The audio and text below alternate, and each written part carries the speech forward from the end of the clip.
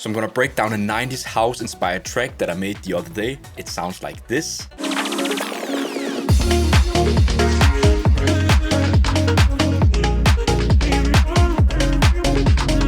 And I'm just gonna show you all of the elements that I've used to create this track idea. Let's go. Okay, so if we start by top, we take all of the drums. We have the kick drum, playing in this really cool rhythm. It's a kick drum sample from my sample pack, and it has no processing on it because it was thumpy enough. Next, I have a clap. Just a standard clap. Then going on, I have some rims in a drum loop.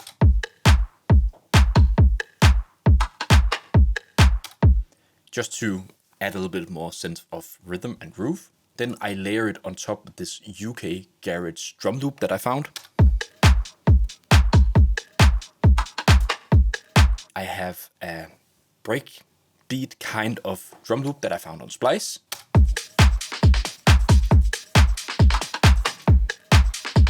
And it just adds like a really cool groove to it. And if I go to the mixer track, if you have watched any of my previous videos, you know that I really like to use buses. So all of my drums are being routed to a drum bus. So this actually means that I haven't put any processing on these drums. I actually just use some leveling in the sampler. And also for some of the drum loops, I actually used a little bit of low cutting in the sampler as well. So clicking this wrench up here. So if we move on, I have another drum loop here.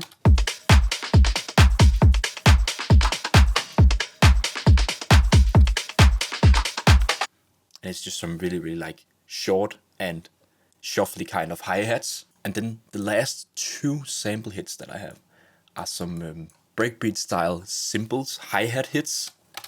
Sounds like this. And as you can see, I've actually chopped them up a lot. I believe it's because in this one there was like a open hi-hat that I didn't like. This one here, and I actually just cut it out and just used it sometimes throughout the drum loop. And then you can see this is panned really hard to the left, and for the other, it's panned really hard to the right. So it's just a matter of creating some stereo field. So this is actually the drum loop.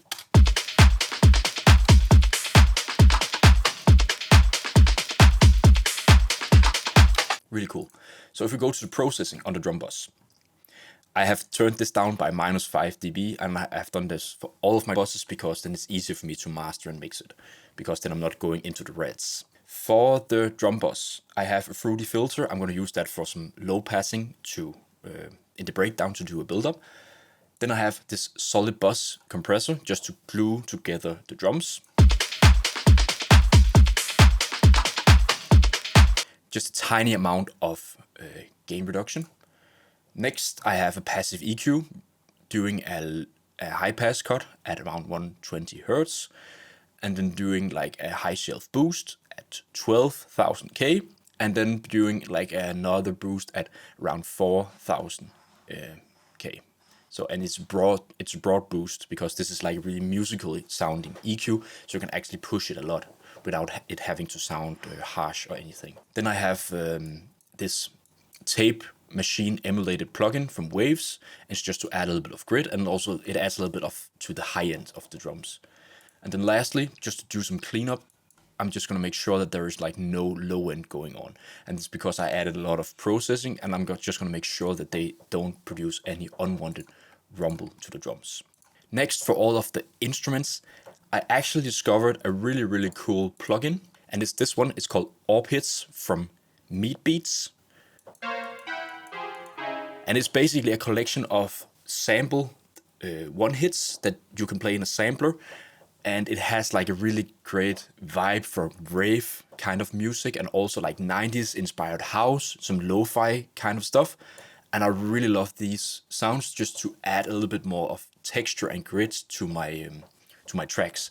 So I'm actually using this patch for some stabs that you can hear here. Really cool vibes.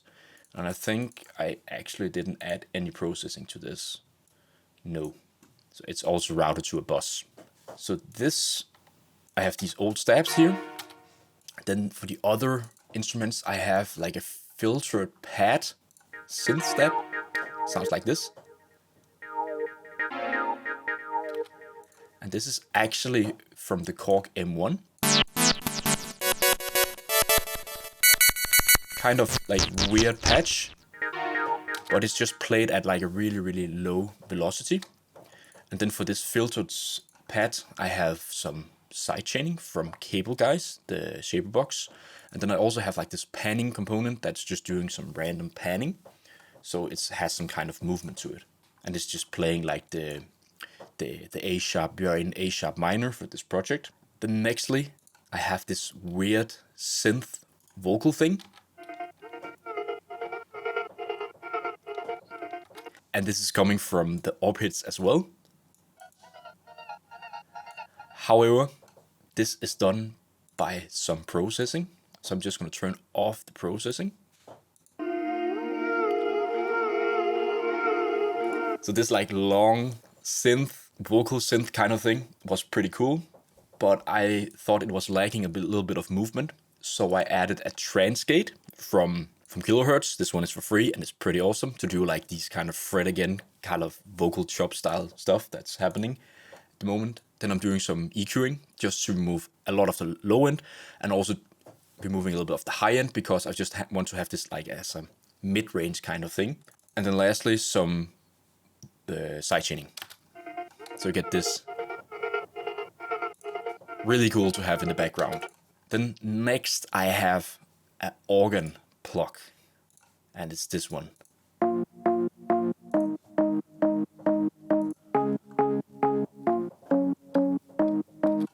Just playing a really, really simple pattern. And this is actually layered by having two organ plug synths playing. So the first one that I have is also from Orb Hits. It sounds like this.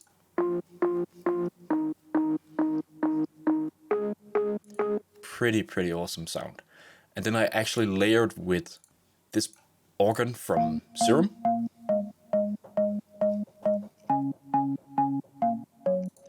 Pitched up an octave.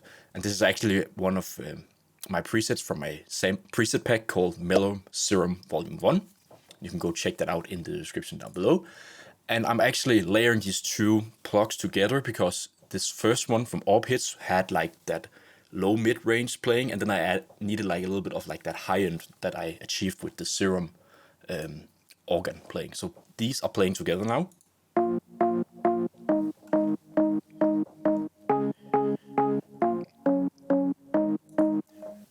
Really playing nicely together. For the processing, I have a little bit of EQing, and that's just to remove the low end because the sound from Orb Hits had a lot of low end to it, but I didn't want that because I have a separate bass line, so I'm just removing that. And then a sidechain in shaper box. And then it's also being routed into the instrument bus. I'm going to touch upon that later. So if you want more 90s house tutorials, you should definitely check out this video up here. Next, for the hits, I have some chord stabs and also some chord sweeps. And these are just to add some movement and some rhythmic stuff. And I think they actually don't have any processing on. They're also just routed to the instrument bus. If we go to the intro, I actually have a piano playing.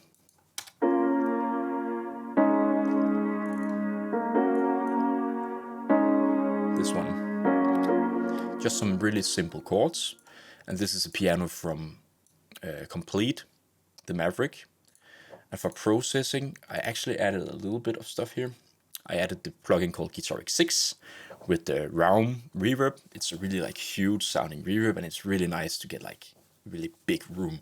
And then I added the VC2A just to add a little bit of compression to the piano.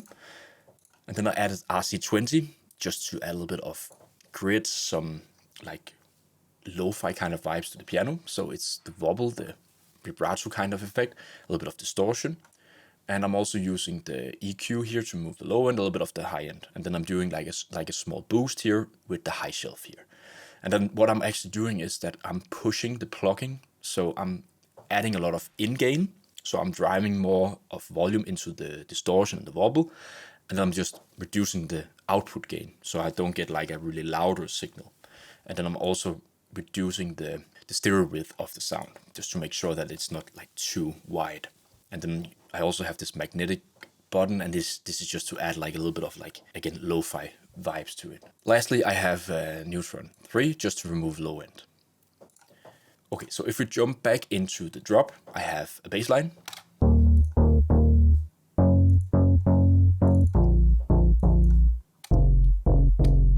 Just playing the root notes of the chords.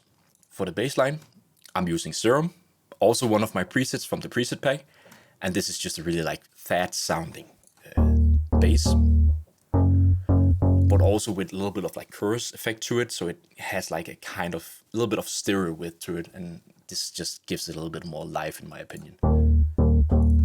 And for the processing, I have Neutron 3. I'm actually doing a low pass just to remove some of the high end, because then I want to make room for other stuff. And then I have the Fruity Limiter, and the Fruity Limiter is basically for sidechaining purposes. So I'm routing, if we go to the mixer track, you can see my kick drum, I'm routing that to the bass line. And in the Fruity Limiter, I go to compressor mode, and then I select kick drum as the sidechain input trigger. And then I just basically reduce the threshold at the ratio of 4 to 1. And then I'm just doing like to taste how much sidechaining I want. You can listen to it here if we just play together with the kick. You can see here the sidechain. Sorry to interrupt you, but I just want to let you know that I've made a 4-hour online course that teaches you how to make a UK garage style track from scratch. The course is divided into 9 lessons where you learn everything from programming your drums, chords, bass lines, structuring your song, turning that 8-bar loop into a full song arrangement, and also doing some mixing and mastering. I built this course with everything that I wish that I knew when I was starting out producing. So what are you waiting for? Click the link in the description down below to learn more. Let's get back into the video. Okay, and then we move on to the vocal chops. So they sound like this.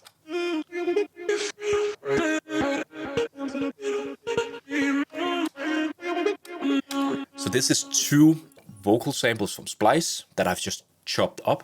So what I have done is that I have used the function here, chop, and then used the complex mode and made it to beat shuffle.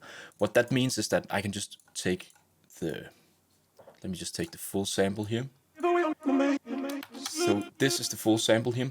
So by going to chop, complex, beat shuffle, then you get all of these different like bits that you can use for vocal chopping. And I think this is a really creative way, because then you don't have to do it by yourself. You can just get FL Studio to do it, and then you can pick the parts that you really like. And I have done that for both of these vocal samples. I just made sure that they were in the same key of the project. And then where the magic happens is, of course, during the right vocal chopping, finding like really cool bits. But it's also a matter of processing. So if we go to the vocal chop instrument bus, now I'm just going to turn off all of my effects, and this is how they sound without any effects. A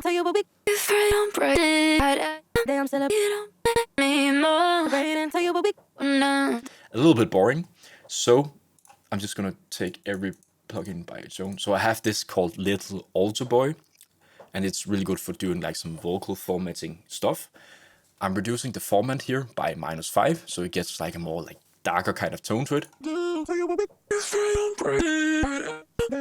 Really, really cool to add some vibe. Next, I have a Fruity Filter. This is just used for build-up purpose in the breakdown. Next, I have the Guitar X6, and this is basically really adding a lot of grit to the vocal chops. It's a preset also from one of my Guitar X6 preset packs, and this is called Awesome Lo-Fi Synth, and listen to what it does to the sound.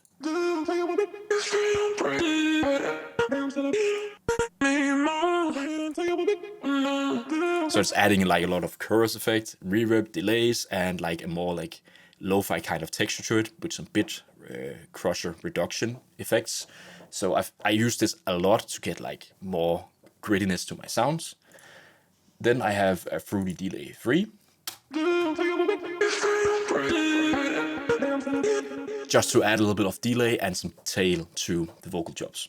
And then to end it up, I have a sidechain just to make everything pump accordingly to the kick drum. And then I can just zoom in. You can see like how I have chopped up stuff. So for me, it's a matter of finding to create like some phrases. So as you can see, these are not playing on top of each other. So I want to like make my own kind of vocal sample loop, if that makes sense.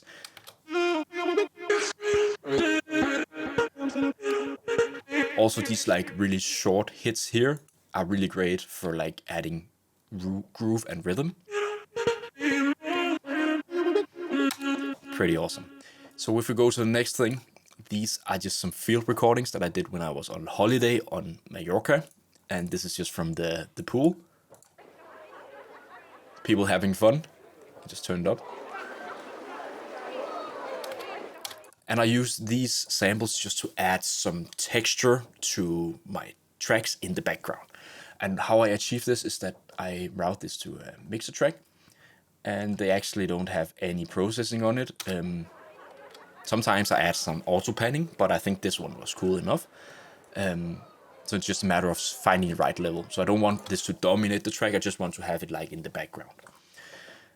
And then lastly, I have like a lot of effects, like some simple crash and some like white noise side chaining things and risers, like these small, just to between each section. Like I have like some small like kind of fillers. And for like the build up over here, you can just go through that. I have like some like snare rolls. Yeah, you're like the standard stuff. So that's actually it for the track. I can just go briefly through the like for the vocal bus. Don't have anything on the vocal bus. This is just for vocal chops. For the instrument bus, I have also a solid bus compressor, just to glue together the synth stabs, the piano, and the organ bass. And then I also have Neutron free, just to remove the low end, and also moving a little bit of the top end. And I'm also doing like a dip at around 400 hertz, just to reduce a little bit of muddiness to the track. And if we go here for the build-up, I have added some automation. So I've added a volume automation. So basically what I'm doing is that I'm reducing the volume just before the drop. And it's done by using a FL Studio plugin called, I think it's called Balance or something. And I'm just automating this knob here.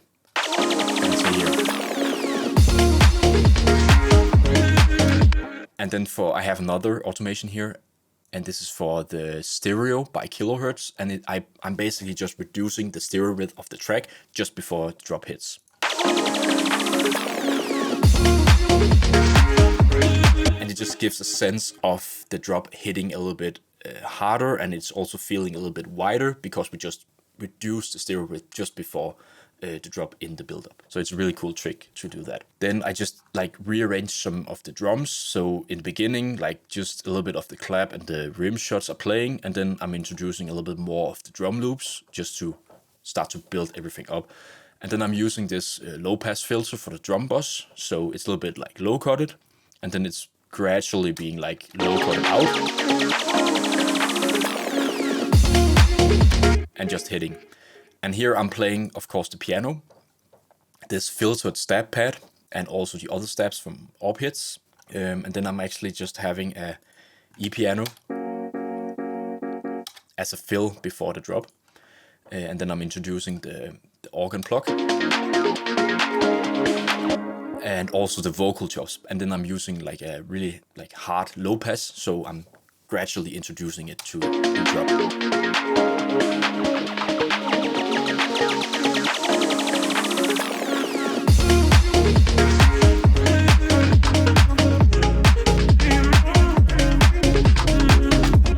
Really, really awesome. Then I can just show you like what I have done for mastering. I'm just using Ozone 9. And for this like track idea, I didn't do anything crazy. I just pulled up an EQ, doing like this Bandix treble, just doing like a little bit of high shelf boost at around 1 dB. It's just to get a little bit more of like the high end of the track. Then I'm using an imager. I'm reducing everything below 150 hertz to mono, and then I'm reducing a little bit of this mid-range, and then I'm boosting the upper mids and the high mids just to make the track feel a little bit more wide. But it's always like I always check if everything sounds nice in mono, so stuff doesn't get too wide. And then I have a maximizer at the highest like mode here, and then I'm just doing like -1.1 in the ceiling, and then just adjusting the threshold to like where I think it sounds great. That's actually it for this 90s house kind of track idea that I have. So I'm just gonna play it through, and yeah, I hope you enjoyed the tutorial.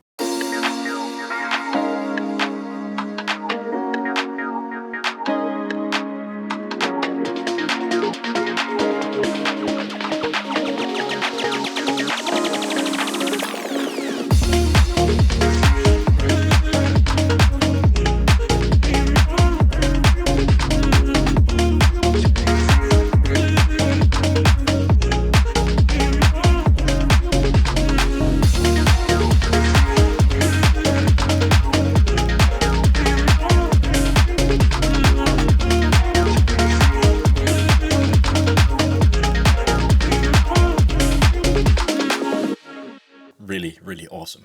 Okay guys, I really hope you enjoyed this tutorial. If you liked it, it would mean so much to me if you smash that like button or even subscribe to the channel. And if you're looking for some sound inspiration, I have a bunch of sample packs and preset packs on my web shop. The link is in the description down below. So I hope to see you in the next one. Take care, peace.